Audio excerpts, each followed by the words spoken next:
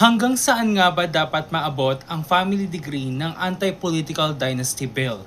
Sinagot yan ni Senator Risa Hontiveros. Tara, panoorin natin ito. In your view po, up to what degree po ng family relationship yung mas dapat, yung mas reasonable and practical to implement?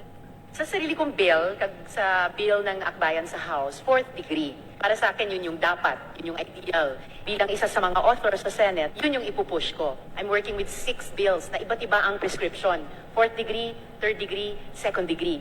So dadaan kami sa consensus building or compromise making sa bill. I'm sure ganon din sa House, kaya they have 22 bills there. Whatever will be our final form, yung tingin kong dapat or ideal na 4th degree, or maaring sa mas marami sa colleagues ko, mas practical or mas reasonable at this point in time, 3rd degree or 2nd degree.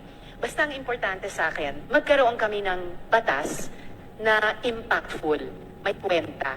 Hindi isang lei na walang kwenta.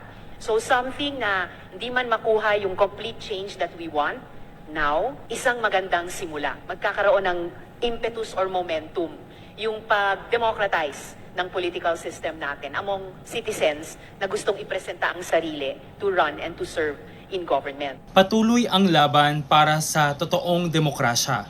Patuloy tayong nananawagan na way maipasa na at maisakatuparan na ang Anti-Political Dynasty Bill na nilalaban ni Senator Risa Hontiveros upang makapagbigay tayo ng oportunidad sa iba pa mga kababayan natin na nais maglingkod at magbigay serbisyo publiko para sa ating bayan. Muli, walang magbabago kung wala magpapatuloy na bago.